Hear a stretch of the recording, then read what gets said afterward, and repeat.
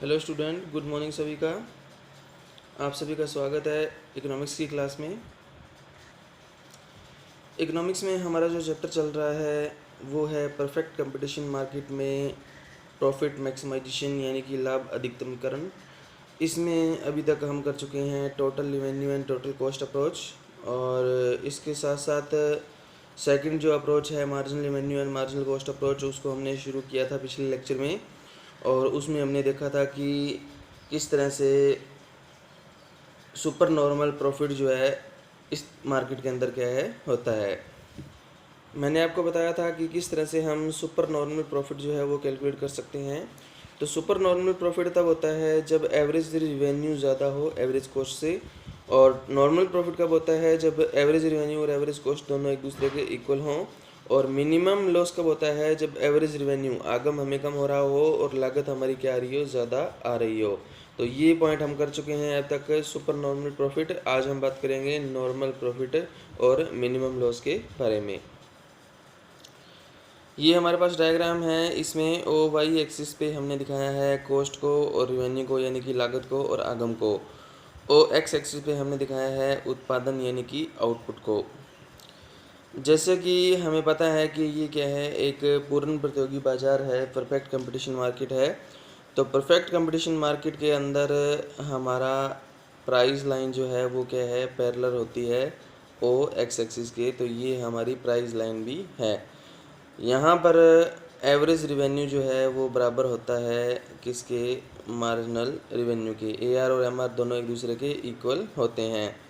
हम इस पॉइंट में बात कर रहे हैं नॉर्मल प्रॉफिट के बारे में। और नॉर्मल प्रॉफिट कब होता है, नॉर्मल प्रॉफिट होता है जब एवरेज रिवेन्यू बराबर हो एवरेज कॉस्ट के। तो ये एवरेज रिवेन्यू है, ये मार्जिनल रिवेन्यू है। तो अब हमें बनाना है सबसे पहले तो हमें ये देखना है कि संतुलन बिंदु कहाँ पर है, इक्विलिब्रियम पॉइंट कहाँ पर है। तो इक्विलिब्रियम पॉइंट वहाँ होता है जहाँ पर मार्जिनल रिवेन्यू और मार्जिनल कॉस्ट दोनों एक दूसरे के इक्वल होते हैं। और मार्जिनल कॉस्ट जो है वो क्या है, मार्जिनल रेवेन्यू को क्या है, नीचे से कट कर रहा होता है। तो ये मैंने आपको बताया था कि संतुलन की दो शर्तें होती हैं। पहली शर्त तो क्या है, एम सी एम आर के बराबर होना चाहिए। दूसरी शर्त ये है कि एम सी एम आर को नीचे से कट करना चाहिए। तो यहाँ पर मैंने ये बनाया है एम सी, ये एम सी है, ये क्या है, नीचे से यहाँ पर ई बिंदु पर क्या है, एम आर को कट कर रहा है। तो ये इक्विलिब्रियम पॉइंट है। तो यहाँ पर हमारा जो उत्पादन है वो कितना होगा, ओ क्यू उत्पादन जो है वो हम इतना कर रहे हैं। ये संतुलित उत्पादन है, ये संतुलन का पॉइंट है, इक्विलिब्रियम पॉइंट है। अब हमने देखना है, ये तो इक्विलिब्रियम पॉइंट हमें मिल गया। अब हमने देखना है कि नॉर्मल प्रॉफिट कहाँ होंगे, जहाँ पर ए आर ए सी के बराबर होगा। तो यहाँ पर बराबर होना चाहिए। मैंने कल आपको बताया था कि एम सी कर्व जो है वो ए सी कर्व को हमेशा क्या है, नीचे से कट करता है। एम सी जो है वो ए सी को नीचे से कट करता है और न्यूनतम बिंदु पर कट करता है। तो उसका न्यूनतम बिंदु आप इस तरह से डायग्राम बनाना है कि इसका न्यूनतम बिंदु यहाँ पर ऐसे आना चाहिए। ये है हमारा ए सी। तो देखिए ए सी का न्यूनतम बिंदु कौन सा है, ये, क्योंकि यहाँ पर ए सी गिर रहा है, इस पॉइंट के बाद वापस बढ़ना शुरू हो गया। न्यूनतम बिंदु ये है। और एम सी जो है वो ए सी को उसके न्यूनतम बिंदु पर कट कर रहा है।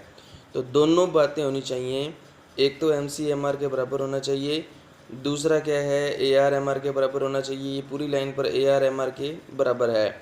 इस पॉइंट पर क्या है, एम सी एम आर के बराबर है और उसको नीचे से कट कर रहा है, इसलिए ये संतुलन पॉइंट है। और यहाँ पर ये भी हमने पॉइंट बनाना है कि ए सी एम सी जो है वो ए सी को न्यूनतम बिंदु पर कट करे। तो यहाँ पर वो न्यूनतम बिंदु पर कट कर रहा है। तो ई पॉइंट यहाँ पर क्या हो रहा है, हमें इस पॉइंट को हम नाम देंगे नॉर्मल प्रॉफिट। ये जो ई पॉइंट है यहाँ पर, इसमें हमें क्या हो रहे हैं, नॉर्मल प्रॉफिट हो रहे हैं। तो इस तरह से आपने क्या है, ये डायग्राम जो है वो बनाना है। इसकी एक्सप्लेनेशन आप किस तरह से दोगे कि डायग्राम नंबर, जैसे हमने नाम दिया इसको 5, ठीक है। डायग्राम नंबर 5 के अंदर क्या है, ओ वाई एक्सिस पे हमने क्या है, कॉस्ट और रिवेन्यू यानी कि लागत और आगम को दिखाया गया है। ओ एक्स एक्सिस पे हमने उत्पादन यानी कि आउटपुट को दिखाया गया है। MC जो है वो सीमांत लागत वक्र है और AC जो है वो क्या है, औसत लागत वक्र है। AR और MR क्या है, AR जो है वो क्या है, एवरेज रिवेन्यू है, MR क्या है, मार्जिनल रिवेन्यू है। और जैसा कि पूर्ण प्रतियोगिता बाजार है तो इसमें क्या है, AR और MR जो है वो क्या है, और प्राइस लाइन तीनों एक दूसरे के इक्वल हैं और पर ओ एक्स एक्सिस के क्या है, बिल्कुल समांतर हैं। और E बिंदु पर क्या है, MC वक्र जो है वो क्या है, MR को क्या है, नीचे से कट कर रहा है, इसलिए क्या है, E पॉइंट क्या है, संतुलन पॉइंट है। इस पॉइंट पर AC जो है वो क्या है, AR के बराबर है, इसलिए यहाँ पर हमें क्या मिल रही है, नॉर्मल प्रॉफिट मिल रहे हैं। तो इस तरह से आपने इस डायग्राम को एक्सप्लेन करना है। तीसरा जो पॉइंट है इसमें वो है हमारा मिनिमम लॉस। तो मिनिमम लॉस जो है उसको हम कैसे एक्सप्लेन करेंगे, देखो OY एक्सिस पे हमने क्या है, कॉस्ट और रेवेन्यू को दिखाया है, और जो OX एक्सिस है उस पे हमने क्या है, आउटपुट को दिखाया है। मिनिमम लॉस कब होता है, जब क्या है, AR जो है वो AC से क्या हो, कम हो, यानी कि AC ज़्यादा है, AR कम होता है, उस समय क्या होता है, हमें न्यूनतम हानि होती है। तो डायग्राम के अंदर क्या है, इक्विलिब्रियम पॉइंट यानी कि संतुलन का पॉइंट क्या है, आप वैसे बनाओगे जैसे पिछले डायग्राम में बनाया था। कैसे बनाना है, हमने देखो यहाँ पर ये हमने लाइन ली जिसको हम प्राइस लाइन भी कह सकते हैं। यहाँ पर क्या है, AR बराबर है किसके, MR के।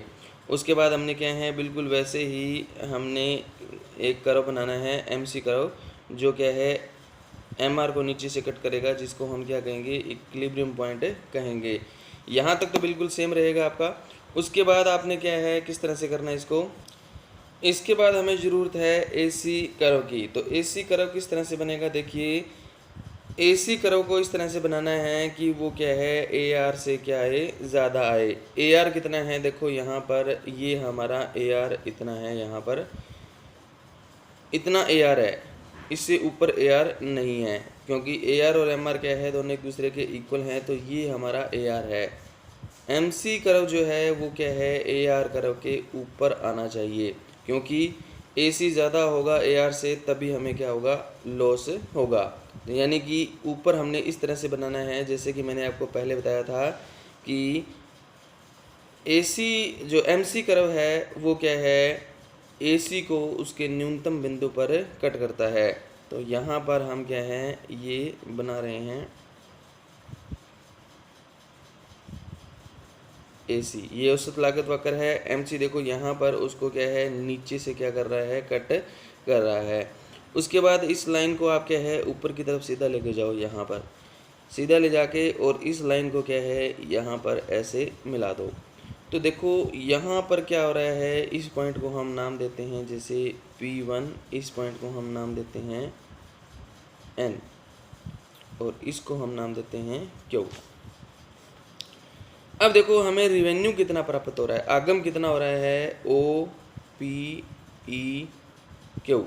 ये वाला जो पोर्शन है ये सारा क्या है, रिवेन्यू का है। लागत कहाँ है, औसत लागत ऊपर है रिवेन्यू से, तो लागत कितनी आ रही है, OP1NQ। ये इतना पोर्शन जो है ये क्या है, एवरेज कॉस्ट का है।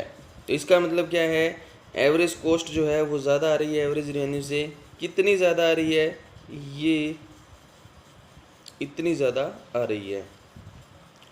इस पोर्शन को हम क्या कहेंगे, ये जो डिफरेंस है, यानी कि ये तो हमारा इतना पोर्शन जो है वो तो क्या है, एवरेज कॉस्ट का है, और ये इतना पोर्शन जो है वो क्या है, एवरेज रेवेन्यू का है।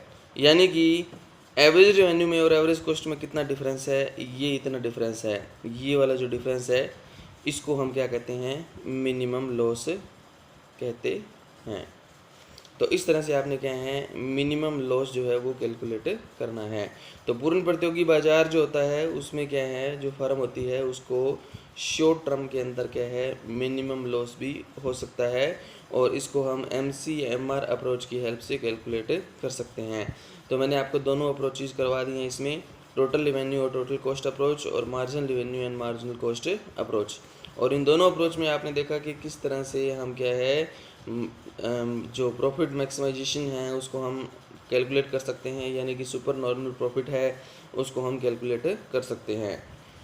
तो यहीं तक आपने क्या है, इस टॉपिक को आपने कवर करना है। और ये दोनों अप्रोचेज हैं, इन अप्रोचेज को क्या है आपने अच्छे से कंप्लीट करना है। ये डायग्राम जो बना के मैंने आपको दिखाए हैं, इन डायग्राम को आपने क्या है बार बार बना करके देखना है। अगर किसी को कोई प्रॉब्लम है तो वो क्या है मेरे से कॉन्टैक्ट कर सकता है। ओके, थैंक यू सभी का।